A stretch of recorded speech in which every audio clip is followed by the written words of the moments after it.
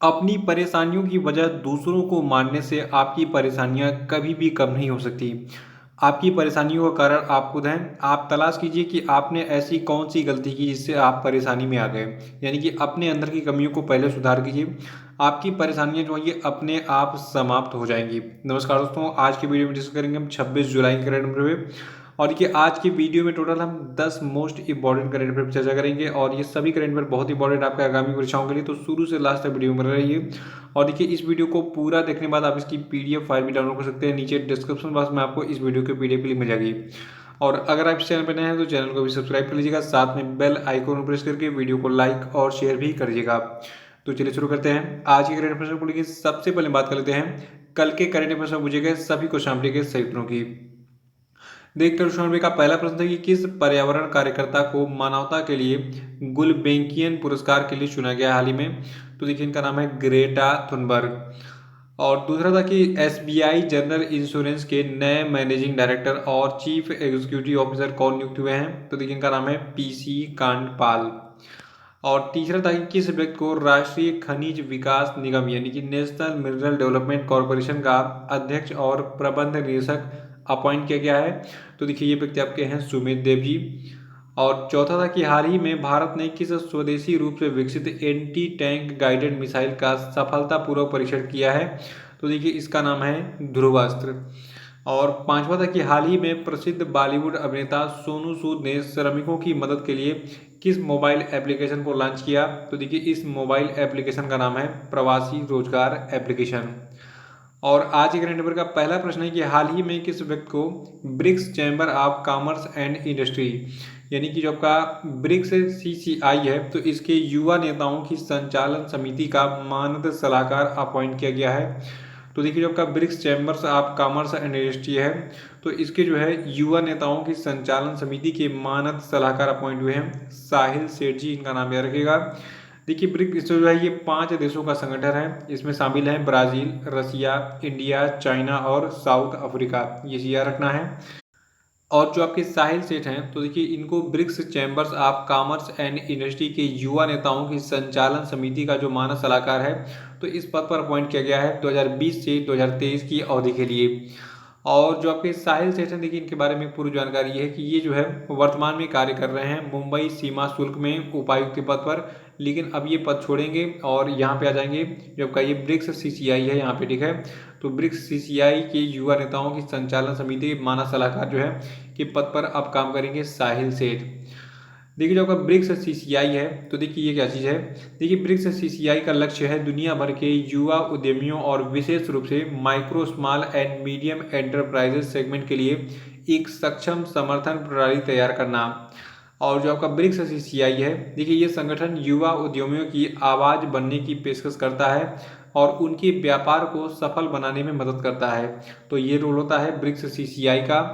और देखिए जो आपका ये ब्रिक्स सीसीआई है तो इसमें जो ये मानद सलाहकार समिति होती है इसका उद्देश्य ब्रिक्स यानी कि ब्राजील, रूस, भारत, चीन और दक्षिण अफ्रीका देशों में खुद को व्यवस्थित करना होता है। देखिए ब्रिक्स जो है ये पहले 4 देशों का संगठन था जब इसकी स्थापना हुई थी 2006 में। पहले ब्रिक्स ब्रिक्स जो है BRIC, ठीक है, इसमें 4 देश शामिल थे ब्राज़ील, रसिया, इंडिया और चाइना। लेकिन बाद में इसमें जो है साउथ अफ्रीका को शामिल किया गया। और ये प्रश्न बहुत बार एग्जाम में पूछा गया है कि निम्नलिखित में से किस देश को जो है ब्रिक्स में सबसे आखिरी में शामिल किया गया था। तो ये देश आपका था साउथ अफ्रीका। और कई बार तो एग्जाम में प्रश्न कैसे बनता है BRICS ऐसे लिख देगा और पूछता है कि इसमें जो ये 5 देशों का संगठन है ब्रिक्स, ठीक है, तो इसमें S का मतलब क्या है, I का मतलब क्या है, R का मतलब क्या है, ऐसे ही कोई किसी भी अक्षर का मतलब ये पूछ लेगा। तो B का मतलब ब्राज़ील है, R का मतलब है रसिया, I का मतलब है इंडिया, C का मतलब है चाइना और S का मतलब है साउथ अफ्रीका। तो ब्रिक्स के बारे में ये याद रखिएगा, ब्रिक्स को अपडेट किया गया था 2009 में, ठीक है। तो ब्रिक्स की स्थापना कब हुई थी 2006 में और पहले ये 4 देशों का संगठन था लेकिन अब वर्तमान में ये 5 देशों का संगठन है। और देश कौन से मैंने आपको बता ही दिया है। दूसरा प्रश्न है कि हाल ही में किसे विदेश मंत्रालय में सचिव अपॉइंट किया गया है। तो देखिए अभी हाल ही में जो आपकी रीवा गांगुली दास हैं इनको बनाया गया है विदेश मंत्रालय में सचिव। देखिए इससे पहले रीवा गांगुली दास जो है कि बांग्लादेश में भारत की उच्चायुक्त के पद पर काम कर रही थी। और ये जो है जो आपका ये पद है विदेश मंत्रालय में सचिव का, तो देखिए इस पद पर विजय ठाकुर सिंह का स्थान लेंगे जो कि 30 सितंबर को अपने पद से सेवानिवृत्त हो रहे हैं। तो याद रखिएगा कि रीवा गांगुली दास बन गई हैं विदेश मंत्रालय में सचिव। और तीसरा प्रश्न है कि हाल ही में किस देश ने 3D प्रिंटेड एयरक्राफ्ट इंजन का जो है सफल परीक्षण पूरा किया है? तो देखिए ये देश आपका रूस यानी कि रसिया है। रूस ने भी हाल ही में 3D प्रिंटेड एयरक्राफ्ट इंजन का सफल परीक्षण पूरा किया है। और देखिए इस नई तकनीकी से जो आपका ये इंजन होता है, ठीक है, तो जो आपका एरोप्लेन का मुख्य इंजन होता है तो इसके एलिमेंट्स के उत्पादन में लगने वाला जो समय है लगभग 20 गुना कम हो जाएगा। और इसके उत्पादन की जो लागत है इसमें भी 2 गुना से अधिक की जो है कमी आ जाएगी। तो 3D प्रिंटिंग काफ़ी मददगार होगा। और देखिए आपको बता दूं कि अभी हाल ही में जो रूस यानी कि रसिया ने जो है जो आपका ये परीक्षण है ये किया है रूस के ततारस्तान के कजान बस विमानन केंद्र में। तो ये चीज़ नोट कर लीजिएगा। एग्जाम के लिए मॉडल क्या है यहाँ पे, सबसे पहले आपको याद क्या रखना है, आपको याद रखना है कि रूस ने हाल ही में 3D प्रिंटेड एयरक्राफ्ट इंजन का जो है सफल परीक्षण पूरा किया है, ठीक है।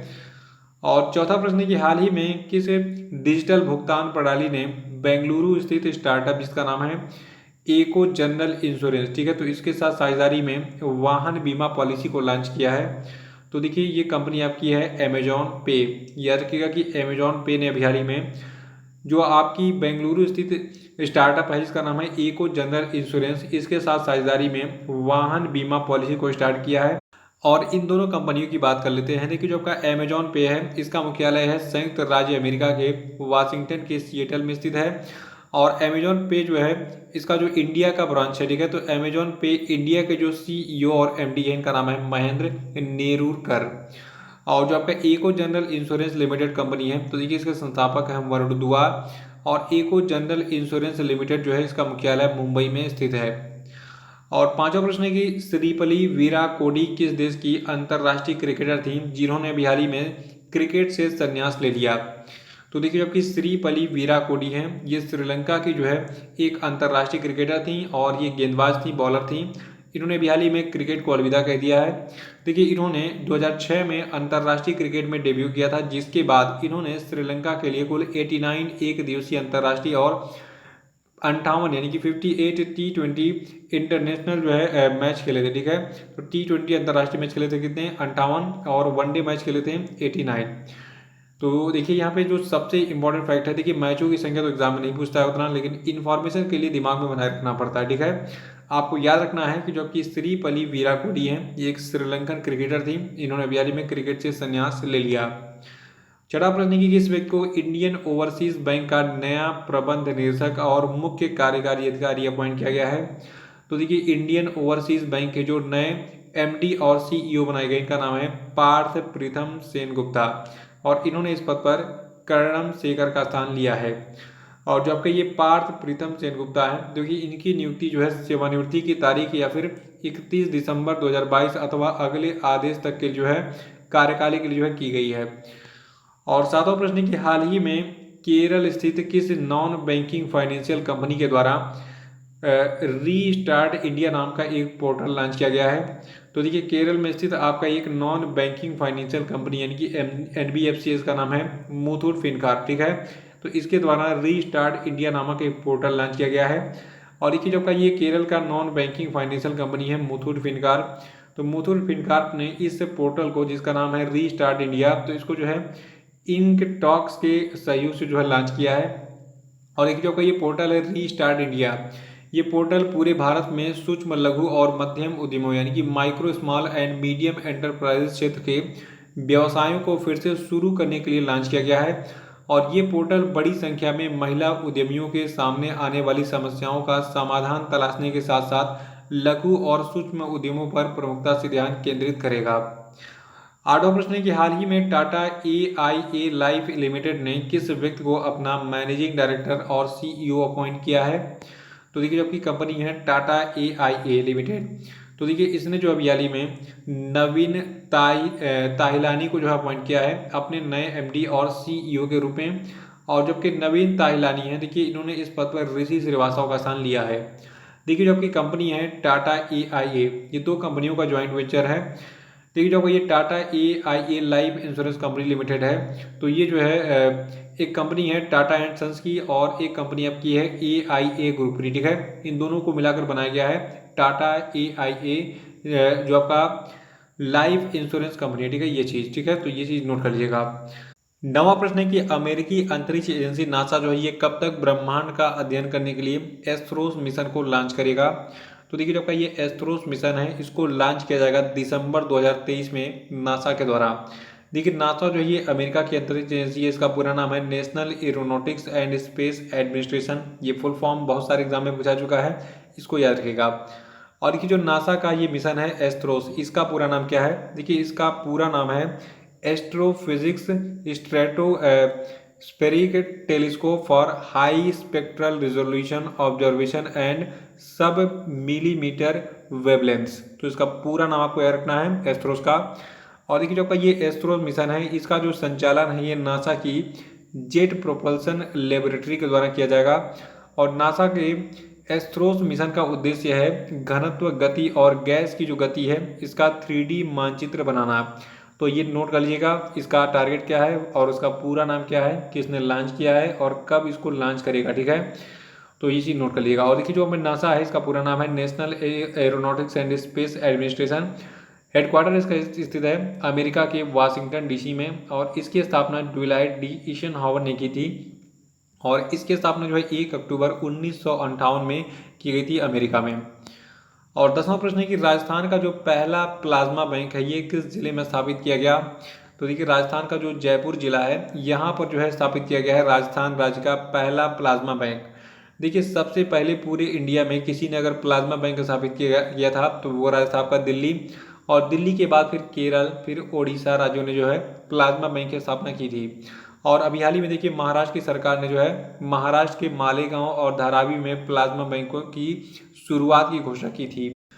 और प्लाज्मा क्या होता है, प्लाज्मा बैंक बनाने की जरूरत क्यों पड़ी। देखिए इस समय आपने देखा होगा कि जितने भी कोविड-19 पॉजिटिव व्यक्ति हैं तो उनको प्लाज्मा थेरेपी की जरूरत पड़ रही है। क्यों, क्योंकि उनको कोरोना का संक्रमण है। और प्लाज्मा थेरेपी में क्या होता है, जो पहले संक्रमित व्यक्ति है कोरोना वायरस से और वो ठीक हो चुका है कोरोना के संक्रमण से, तो उसके ब्लड में देखिए एंटीबॉडीज बन जाते हैं उस कोरोना वायरस के खिलाफ। तो वो एंटीबॉडीज मौजूद होते हैं इस प्लाज्मा में, और इसीलिए ब्लड से प्लाज्मा को अलग करके जो है इसको रोगी के शरीर में इंजेक्ट किया जाता है, ताकि रोगी के शरीर में भी इस प्लाज्मा के माध्यम से एंटीबॉडीज आ जाएं और वो कोरोना वायरस को किल कर दें, ठीक है।